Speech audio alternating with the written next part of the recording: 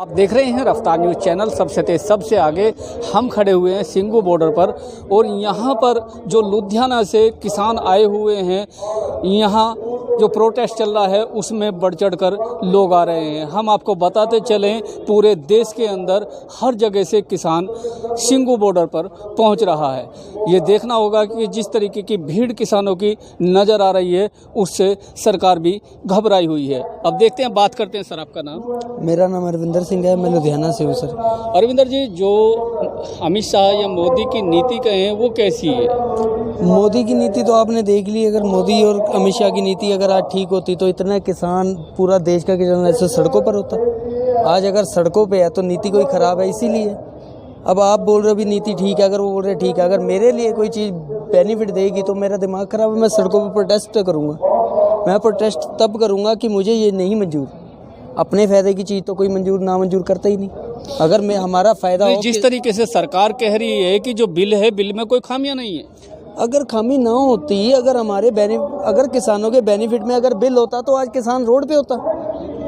किसी को अगर किसी चीज़ से प्रॉफिट मिलता है तो उसका प्रोटेस्ट करेगा या उसका समर्थन करेगा। अगर किसानों का बेनिफिट होता तो किसान उसका समर्थन करते। अगर इनको लग रहा है कि हाँ, किसान अगर बोल रहे हैं कि हमारा बेनिफिट इसमें नहीं है तो ये कानून रद्द क्यों नहीं करते? अगर कानून बनाने थे तो कानून बनाने से पहले इनको किसान जत्थेबंदियों को अलग अलग प्रदेशों से, पंजाब, हरियाणा, हिमाचल, राजस्थान, गुजरात, यूपी, बिहार, हर एक जत्थेबंदी को अपने साथ बिठाकर उस पर चर्चा कर इस पे कानून बनाने चाहिए थे। कानून ऐसे बनते हैं क्या? किसी चीज़ पे अगर आप कानून बना रहे हो, आज हम क्या करते हैं, अगर हम किसी चीज़ पे डिबेट करते हैं तो डिबेट में क्या करते हैं, हम उस चीज़ के बुद्धिजीवी को साथ बिठाते हैं। बिल्कुल, डिबेट में कहीं खामी ना हो, ठीक है। तो एक कानून बनाने के लिए हम उसमें बुद्धिजीवियों को, अपना किसानों को नहीं बिठा रहे। इनसे ये पूछा जाए, इन्होंने आज तक 1 एकड़ में कितना धान बीजा जाता है, कितना गेहूँ बीजा जाता है या कितनी सब्जी बीजी जाती है, इनको मालूम है? उसको कहाँ बेचना है? किसान जो इतने सालों से, इतने टाइम से जो किसानी कर रहे हैं, अपनी खेती पे हल चला रहे हैं, अपना गेहूँ, अपनी कनक, अपना सब कुछ बेच रहे हैं, तो उनको सब कुछ पता है। ऐसा नहीं है कि किसान पढ़ा लिखा नहीं है। जिसमें जो सरकार है, कल कृषि मंत्री ने कहा कि हम पीछे हटने वाले नहीं हैं, उसमें क्या कहेंगे? देखो, ये सरकार कुछ भी कहे, किसान भाईचारों ने सबके साथ मिलकर कहा है जब तक दिल्ली फतेह नहीं होगी तब तक वो वापस नहीं जाएंगे। हर जगह जो किसान जो सही गलत होते हैं तो किसान ये डेरे ही ना इधर लगाते। किसान गलत नहीं है, सरकारें गलत हैं। अगर सरकार में कुछ भी अच्छापन होता तो सरकार तब से अब तक मान जाती। सरकार में डिक्टेटरशिप है। सरकार कहती जो हमने कह दिया, नोटबंदी किया, कोई बोलने वाला नहीं था, जीएसटी लगाया, कोई बोलने वाला नहीं था। इन्होंने चुपचाप लॉकडाउन में ये बिल भी ला के पास कर दिया, किसी की बात ही नहीं सुनते। ये जब तक ये मानेंगे नहीं। ये माना जाए कि पूर्ण बहुमत की सरकार है, एक अपनी जिद पे अड़ी हुई है कि हम पीछे नहीं हटेंगे। बस इसी वजह से है इनके पास, ये मानते हैं भी हमारे पास पूरी बहुमत है, हम जो कुछ मर्जी करें, डिक्टेटरशिप करें, जो कुछ मर्जी करें, हमारे को कुछ कहने वाला नहीं है। ओपोजिशन कमजोर है, पूरा तानाशाही चल रही है, पूरी तानाशाही चल रही है। अबानी और अडानी की चल रही है सारी। हिंदुस्तान में इनकी तो चल ही नहीं, किसी और की चल ही नहीं, अबानी और अडानी की चल रही है। अगर ये कानून ठीक होता तो हिंदुस्तान के सुप्रीम कोर्ट के जज कैसे कह देते कि ना भी ये कानून भी किसान आंदोलन ठीक नहीं है। वो भी इनके साथ समर्थन में है, सारे जज इनके साथ हैं, सारे बुद्धिजीवी इनके साथ हैं, किसान सारे शहरी साथ में हैं, सारा हिंदुस्तान एक तरफ है। ये दोनों अडानी और अबानी के कहने पे अमित शाह जी और मोदी जी की ना कहने का बात कर रहे हैं। जिस तरीके से यहाँ किसान परेशान हैं, और हम आपको बता दें कि सरकार अपनी मनमानी पे अड़ी हुई है, उसी तरीके से किसान रोड पर बैठे हुए हैं। सारे बॉर्डर दिल्ली के सील हैं और अभी कुछ सुनने में आया है कि अमित शाह किसानों से बात करेंगे शाम को 7 बजे। कुछ फ़ोन पे बात हुई है, उस विषय में क्या कहेंगे? सर देखो, अगर सरकार किसानों से बात नहीं करेगी तो हालात ख़राब हो जाएंगे। आप देख रहे हो 15-20 किलोमीटर के रेंज में लंगर लगे हुए हैं, लोग सड़क में बैठे हुए हैं, 80-80 साल के 70-70 बुजुर्ग जो हैं वो ज़मीन पे बैठे हुए हैं। कौन लोग हैं इतनी सर्दी के बावजूद? कुछ किसानों के पास अमित शाह की कॉल आई है, जो जत्थेनाड़ किसान हैं उनके पास में कॉल आई है कि शाम को 7 बजे अमित शाह किसानों से मीटिंग करेंगे। आज उनकी मजबूरी बन गई है, उनकी सीआईडी देखनी है, उनकी कि यहाँ हालात कितने बढ़िया हुए हैं, कितने लोग इकट्ठे हुए हैं। 15 दिन से ऐसा ज़िंदगी में आपने नहीं रैली देखी होगी, इतनी उम्र होगी आपकी, मैंने तो नहीं देखी है। मेरी ज़िंदगी में 55 साल उम्र होगी मेरी, तो मैंने अपनी ज़िंदगी में कभी ऐसी रैली नहीं देखी, कभी मैंने। ख़त्म ही नहीं हो रही। देखो 6-6 महीनों का स्टॉक लेके आए हैं लोगों, और बूढ़े लोग रास्ते बोल रहे हैं, मोटरसाइकिल चला रहे हैं, 80 साल बूढ़ा मोटरसाइकिल चला रहा है, बोलना कहता मैं घर नहीं जाऊँगा अपने में। 90 साल के लोग जो लगे हुए हैं, इनको अब दिमाग बात बढ़ गई है कि नहीं मानेंगे तो हालात ख़राब हो जाएंगे। अब अपनी जिस तरह से आप लुधियाना से आए हैं, आपको रास्ते में बहुत आदमी मिले होंगे, कितनी भीड़ होगी? सर मैं बोल रहा हूँ, ज़िंदगी मैंने कभी ऐसी भीड़ नहीं देखी। 10 किलोमीटर में लंगर लगे हुए हैं। आप हमसे ज़्यादा आप सीआईडी करते हो, प्रेस वाले हो आप, हमने तो कभी नहीं गए। 10 किलोमीटर में लंगर लगने को छोटी मोटी बात तो नहीं है। फिर ट्रक के ट्रक भरे पड़े हैं, किसी कभी बादाम बांट रहे हैं, काजू बांट रहे हैं, सौंगी बांट रहे हैं, पता क्या क्या चीज़ बांट रही है। ये सरकार को चाहिए कि अपनी मनमर्जी ना करे। हिंदुस्तान की बहुत बड़ी बात किस में दी है, ओपन स्टॉक नहीं है। जो ओपन स्टॉक नहीं है तो ये जो 2 लोग हैं, मोदी जी क्या मालूम जिंदगी क्या। जो आदमी चाय बेचता होगा, जो बंदा चाय बेचता होगा, उसको क्या मालूम क्या चीज़ है, तो कुछ नहीं मालूम है। अब छोटा आदमी है कोई, उसको सवेरे पहुँच गए, भगवान ने बचा दिया, जो बढ़िया बात की है। सभी काम गलत किए हैं। GST लगाए, व्यापारी ख़त्म कर दिए, नोटबंदी किए, सारी दुनिया ख़त्म कर दी। अभी तक व्यापार छट नहीं हुआ लोगों का। मैं व्यापारी हूँ। पहले ही लोग मरे हुए थे GST से और बाद में नोटबंदी से। उसी के बाद में जैसे जैसे, क्योंकि सरकार पूरी सत्ता में है, पूर्ण बहुमत से है और तानाशाही हुकूमत कर रही है, हर किसी की बात को नहीं मान रही है। किसान आज रोड पर बैठे हुए हैं। देखना होगा कि कब तक सरकार इस निर्णय को वापस लेगी। बहुत बड़ी बदकिस्मती है, मैंने बोला आपको ना, ऑपोजिशन स्ट्रॉन्ग नहीं है। ये 2 लोग अपनी मर्जी कर रहे हैं। जो इनका ये मंत्री भी है ना, वो भी कई मंत्री मान रहे हैं चाहिए कानून गलत है। तो उन्होंने बोल भी दिया कि मैं उनको क्या जवाब दूंगा। मैं अभी स्टेज में बोल रहे थे ना, इनके पास की बात नहीं रही। अब सबके मुंह में कोर्ट के लिए आ गई है, ना अंदर छोड़ सकते हैं ना बाहर निकाल सकते हैं। उनको मोदी साहब सियाने हो ना, तो अभी मान जाएँ कानून वापस लेने। ये बेचारे जो गरीब आदमी हैं परेशान हो रहे हैं। हम लोग भी आए हुए हैं, हमने गुरुद्वारा मॉडल गाँव में भी वहाँ का समय मेम्बर है हम। ये सोचा हुआ है कि अगर ये कल को कानून ये वापस नहीं लेंगे तो हम रोज़ अपनी बस वहाँ से भेजेंगे। एक बस से कोशिश करेंगे, 2 बस रोज़ वहाँ से भेजेंगे। वो फ्री सेवा करेंगे।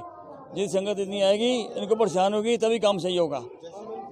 जैसे हम बात करें, आज भारत बंद है और भारत बंद को लेकर लोगों में तरह तरह की बात भी है कि मार्केटें बंद रहेंगी, ट्रैफिक बंद रहेगा, उससे आवाजाही पे क्या फ़र्क पड़ेगा? देखो, ਭਾਰਤ ਬੰਦ ਦੀ ਜਿਹੜੀ ਕਾਲ ਹੈ ਉਹ ਕਿਸਾਨ ਜਥੇਬੰਦੀਆਂ ਨੇ ਇਸ ਕਰਕੇ ਦਿੱਤੀ ਸੀ ਕਿ ਭਾਰਤ ਸਰਕਾਰ ਜਾਗੇ। ਭਾਰਤ ਸਰਕਾਰ ਜਦੋਂ ਇਹ ਕਿਸਾਨ ਪੰਜਾਬ ਦੇ ਵਿੱਚ ਮੋਰਚਾ ਲਾ ਕੇ ਬੈਠੇ ਸੀ 2 ਮਹੀਨੇ ਤੋਂ, ਉਦੋਂ ਭਾਰਤ ਸਰਕਾਰ ਦੇ ਕੰਨਾਂ ਤੇ ਜੂੰ ਨਹੀਂ ਸਰਕੀ। ਭਾਰਤ ਸਰਕਾਰ ਸੁੱਤੀ ਰਹੀ। ਕਿਸਾਨੂੰ ਕੀ ਹੈ, ਪੰਜਾਬ 'ਚ ਮਾਲ ਗੱਡੀਆਂ ਬੰਦ ਨੇ, ਰਹਿਣ ਦਿਓ।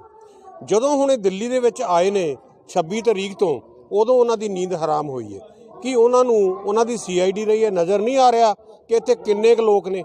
ਮੇਰੇ ਖਿਆਲ 'ਚ 10 ਲੱਖ ਤੋਂ ਉੱਪਰ ਬੰਦਾ ਜੋ ਹੈ, ਉਹ ਸਾਡੀ ਜੱਜਮੈਂਟ ਹੈ ਕਿ ਸ਼ਾਇਦ ਉਹ ਵੀ ਮੈਂ ਘੱਟ ਕਹਿ ਰਿਹਾ ਹੋਵਾਂਗਾ, ਜਿਹੜੇ ਸੜਕਾਂ 'ਤੇ ਬੈਠੇ ਨੇ ਪਰ ਸੇਵਾ ਕਰ ਰਹੇ ਨੇ, ਸਟਾਲ ਲਾ ਰਹੇ ਨੇ। ਇਕੱਲੇ ਪੰਜਾਬ ਦੇ ਨਹੀਂ, ਉਹ ਹਰਿਆਣਾ, ਹਿਮਾਚਲ ਦੇ, ਰਾਜਸਥਾਨ ਦੇ ਨਹੀਂ, ਉਹ ਸਾਰੇ ਸੰਸਾਰ ਦੇ ਲੋਕ ਸਾਨੂੰ ਨਜ਼ਰ ਆਏ ਨੇ।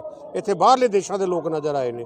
ਜਿਨ੍ਹਾਂ ਲੋਕਾਂ ਲਈ ਕਾਨੂੰਨ ਬਣਾਇਆ ਗਿਆ, ਕਿਸਾਨਾਂ ਲਈ ਕਾਨੂੰਨ ਬਣਾਇਆ, किसान ही एक्सेप्ट नहीं करते, तो तुसी कानून क्यों जबरदस्ती उन्होंने थोप दी। इसमें एक मुद्दा और भी है, काफ़ी लोग और बड़े बड़े जो चैनल हैं वो भी चला रहे हैं, काफ़ी कई बार चलाया उन्होंने, कि खालिस्तान का मुद्दा इसमें कहाँ से आया?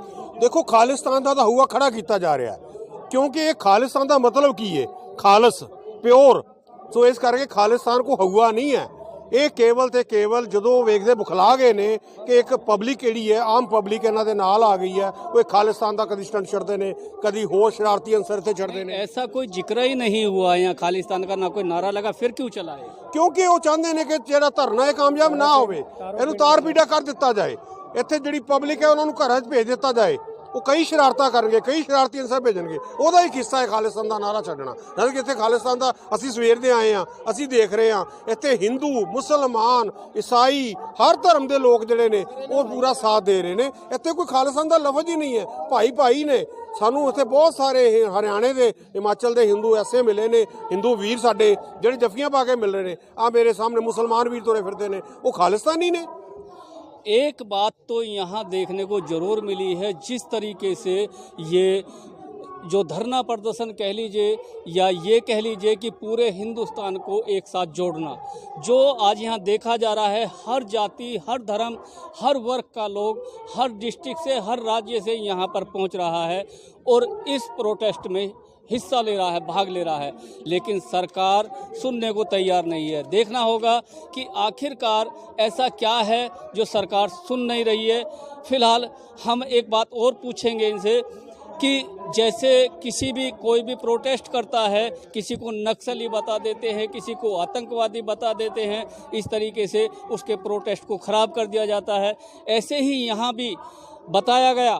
इनसे पूछा सर, क्या इस तरीके की जो लैंग्वेज है वो कहाँ तक सही है? वो जे अगर उनमें कोई भी जे गलत बातें करके ये हमारा इधर जो किसान आंदोलन है उनको ख़राब करना चाहते हैं, जे अगर उनमें कोई भी हमारे ऐसे जैसे वक्फवादी अतवादी होते तो ये सारे भाईचारा हिंदुस्तान के सभी कोने कोने से सभी भाई आए हैं, बहनें आई हैं, बेटियां आई हैं, बेटे आए हैं, यंग सारा आया हुआ है।